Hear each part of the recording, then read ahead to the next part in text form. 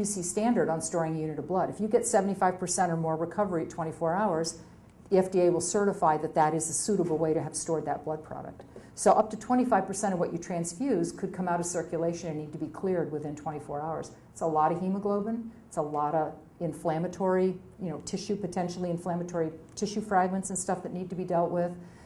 So there's a lot of junk that comes along with older blood.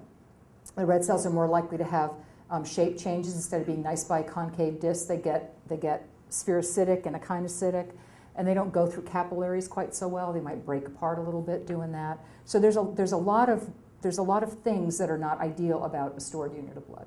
Blood can be stored now for 6 weeks. Most blood's not used anywhere out near 6 weeks. Most of it's used within the first 20 days, depending on the ABO type. As you might imagine, the group O neg, comes in and goes out before it's cool. But everything else, it's, it might be a week and a half as your typical. It's unusual that it's longer than that.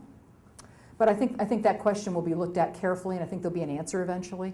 And as I said, just from doing that simple exercise of making the piles, I would predict what they'll find is that it's a small but real effect, and that it's probably restricted to certain patient groups. And then it'll be an open question then, what do you do with that information then? And I think that will depend on how great the effect is on outcome. But as far as all of the stuff that I've shown you, like, will it just go away if we just all use fresh blood? No, I don't think so. I don't think that's what's going on. Yes? Can you make a comment, Dr. Chambers, as to the order of type and cross-match versus type and screen? For surgery? Yep. So just reviewing, when you order a type and screen, you're asking the blood bank to figure out the ABO-RH of the patient and look for red cell antibodies that would need to be taken into consideration if you're going to transfuse, so you avoid incompatibility. If the screen is positive, the blood bank will automatically go on to identify that antibody so they know what they're dealing with. Might be multiple antibodies, but they'll do the panel identification automatically so that you can get the right kind of units ready for surgery. If the patient has a negative screen, they have no unexpected red cell antibodies, then if you take a unit that's their same type and give it to them, doing nothing more, it's extremely safe. You've answered the question, right? Do they have antibodies? If the answer is no, it's like, well, here's a group A unit, take it. We don't have to do anything more. The blood banking science has sort of graduated from actually doing special testing with that unit to doing abbreviated testing with that unit to where many places now are doing no testing with that unit because there's very little new information with all of that stuff as long as the antibody screen is negative. What that allows you to do is in a patient who has a negative antibody screen is you can provide blood very quickly, 8 to 10 minutes kind of thing out the door. That opens up a whole new possibility then for surgery. If you're going for a case where the probability of transfusion is low, and low to me for me would be less than 6%, something like that. There's not much sense in actually taking units and committing them for a particular patient, setting them aside, tagging them, and then taking them down at the end of the day and putting them back in inventory, because you can get blood so quickly if the type and screen is done and the screen is negative. So if you take all your surgeries and you look at, for a year, for example, at all the surgeries that are done, and you cull out those few where more than 10% of the patients got blood, and you say, well, those patients, it makes sense to cross-match because at least there's a 1 in 10 chance they're going to need it, but everybody else, why don't we just get a type and screen? And then if they need blood, we got the 10-minute response time, and it saves us having set up blood on everybody. You might say, well, are we just being lazy? I mean, why not set up blood on everybody? What's the big whoop, right? Well, it actually increases the chance that the unit's going to outdate.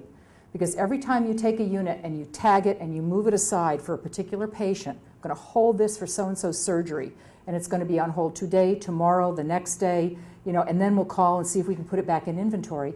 That unit now is unavailable to another patient for those 3 days. And if you segregate a sizable proportion of your inventory that way, you'll eventually kind of eat up all the storage time on that unit just by putting it in cross-match status and taking it back out. So you actually improve the availability of blood for everybody if you focus your actual cross-matching preoperatively to those patients and surgeries for which the probability of transfusion is reasonably high. Now, there's not a right answer. I pick like 10%, But you know, some other place might pick like 25% chance of transfusion. There's no right answer. You decide yourself, and the things you take into consideration are really practical things. Like on second shift, do you have techs that can do a cross match or do a panel?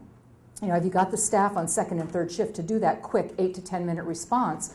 Or are they also covering chemistry and sweeping the floor and selling hamburgers? You know, if they're doing all different kinds of things, you don't have the same response time on second and third shift that you do on first.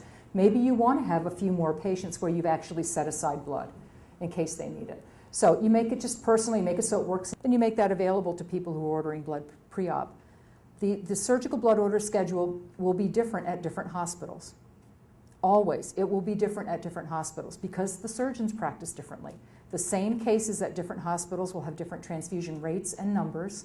And the surgical blood order schedule is in no way judgmental. It's just like, read it and weep. It's what it is, you know? If 100% of your total knee replacements get 6 units of red cells, that's what it's going to look like on your surgical blood order schedule. Cross-match 6.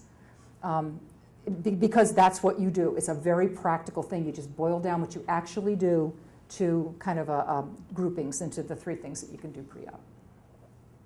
That's probably more information than you wanted. Anyway, I've done that exercise for Riverside and Grant, and they do look different. There's no question that even in the big surgeries where blood's cross-matched, the number to cover like the 85th percentile of transfusion volume are quite different. Just reflects the difference in transfusion practice. And maybe some in patients, but I think mostly it's just transfusion practice. Any other questions? Okay. All right, well, we ran over a little bit. Thank you for staying. It's been fun.